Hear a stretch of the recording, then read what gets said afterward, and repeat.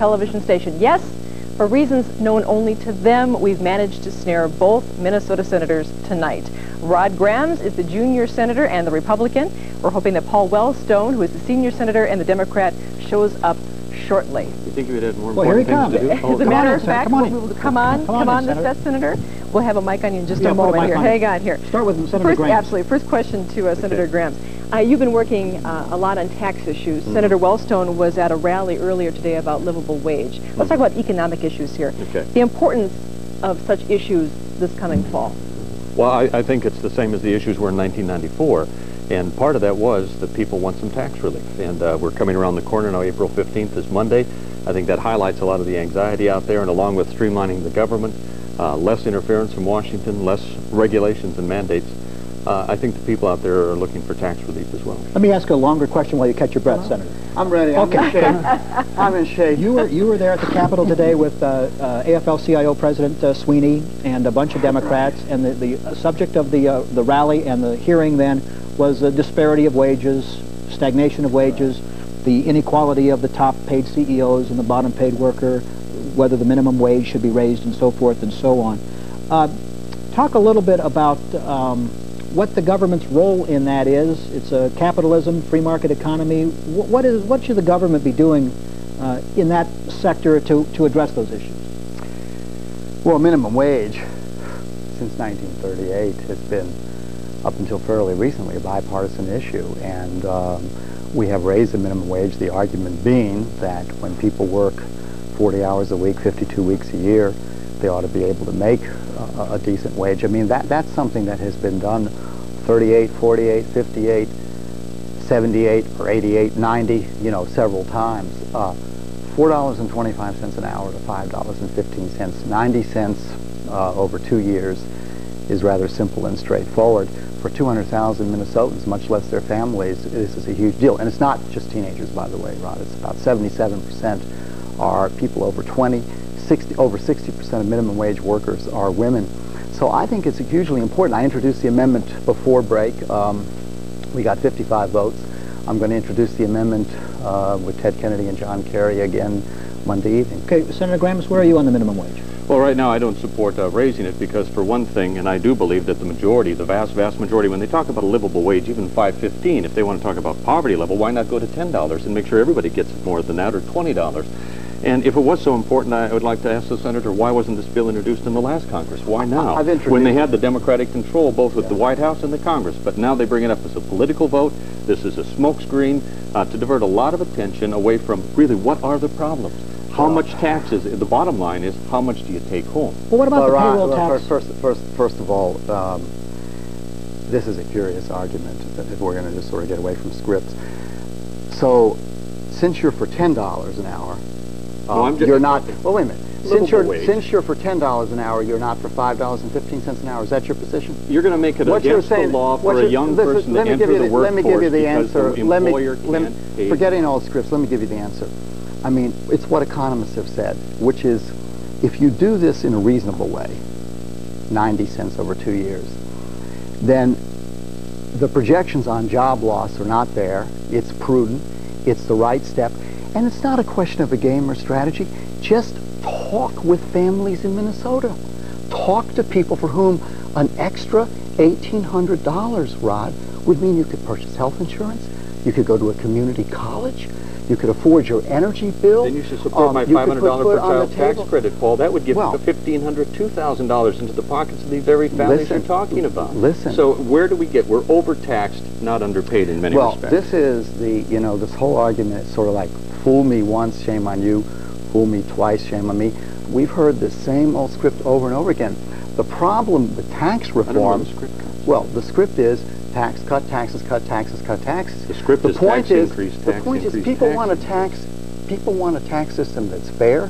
They want a tax system that's equitable. Well, we could do that. But when I had the amendment to deal with all of these outrageous subsidies for oil companies, coal companies, tobacco companies, I don't know exactly where you were. Who wrote those laws, Paul? Who wrote those subsidies? Who wrote those laws? Well, Ron.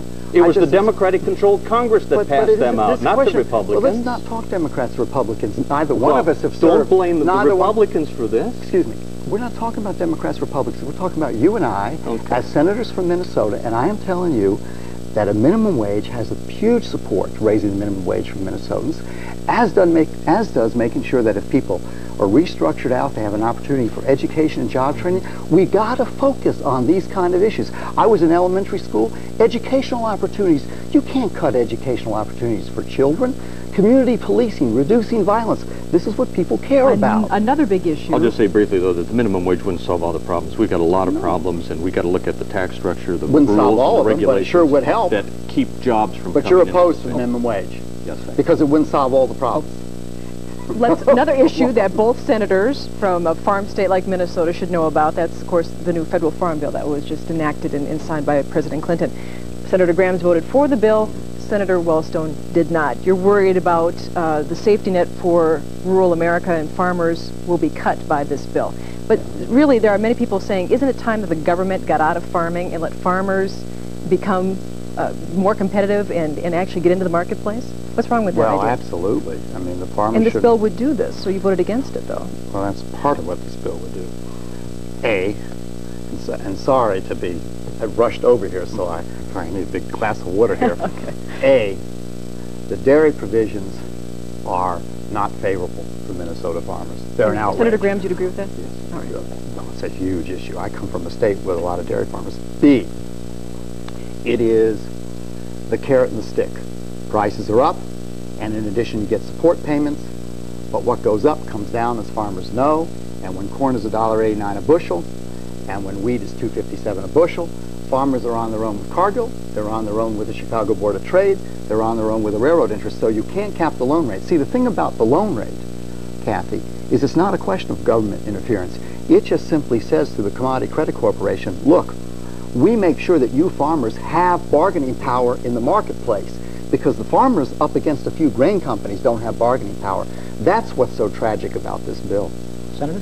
Well, for one thing, I think it really takes control out of Washington and puts control into the hands of farmers. And I have faith that the farmers have enough intelligence and ability to make sure they can maximize their profits without having to worry about the government. Paul evidently feels that the government can make better decisions in Washington than farmers can in their fields.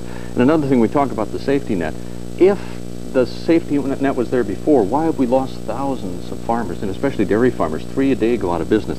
So there wasn't the safety net there. Farmers that I have talked to said they're welcoming this. They want the ability to go out and maximize their profits without having Washington look over their shoulder. And by the way, I think the Farm Bill exemplifies the problems in Washington. The farmers couldn't turn a furrow of dirt until Washington said okay. I think that's micromanaging out of Well, Washington. the farm community is split on this. There's an honest disagreement. That's about 20-80. Yeah, so we can't sort of say, well, it's not 80-20 split. You can't say the farmers have one position. And I don't think farmers should have to farm a farm bill. I think there should be more flexibility. I love these value-added farmer-owned processing co-ops. We agree on that, but I'll tell you one more time. Nobody's talking about the government making the decisions, but what I am telling you is the conglomerates have muscled their way to the dinner table. I mean, in agriculture, it's the family farmers. They look on the input side and the output side, and they see monopoly. Don't just say to family farmers in Minnesota, you're on your own. This is not Adam Smith's market of small businesses. Do you fellows agree on the line item veto that the president signed into law? Yes, I do. We've been pushing for that for a long time, and I think the president is going to use discretion and prudent. And by the way, if he doesn't, there's a 5-year sunset on it. So if this president or the next one abuses it, Congress, I don't think, will renew it. So it's an opportunity to help reduce the deficit. How might that change the budget and the debate and what they send up to the president and what he sends back? How's that going to change lawmaking? Well, my own view, I mean, I voted for it. I think it was a close call because I don't want any president, Democrat or Republican, to have too much power. But on the other hand, I think you do need to single out some projects that are wasteful, and then if Congress wants to override it, it can do so. But Eric, I'll go back earlier. You can talk about this. It's important. You can talk about other things. But what I hear in cafes in Minnesota, it's not my own view. What I honestly, truly hear is people are worried about making sure their pension funds aren't raided, that they have decent jobs, that their kids have educational opportunities and jobs, and we've got to raise the minimum wage. I'll go back to that again. I'm going to bring that back up on Monday and Tuesday. We'll have another vote, and I'll bring it up again and again and Senator, and again. Well, and Senator, go ahead. Actually, a political question for Senator Grams, and that would be a colleague of yours in the Republican Party, Senate candidate Rudy Boschwitz, says that he's going to go into the primary, and he doesn't think he's going to get the endorsement, or at least he's going to try to work for the endorsement of the party. Do you agree with that decision? Well, I don't know. That's a strategy that Rudy will have to figure out, and the delegates will have to decide. I think Paul's got more concern of this question. But than Ron, I do you agree? Are you going to abide by your party's endorsement, Paul? Well, I heard I that asked question that from question of you. Do you agree with that Do decision, you Rod agree with that Graham? Yes or decision? no? I'm going to let I can't comment. I'm not a political analyst. Well, now he's Now, 2000. Rod, you're a man of decision. Yes or no? Well, wish we had more time to Yeah, talk. wish we had more time. Thank you. Guys. Thank you. We'll see you later. Thanks.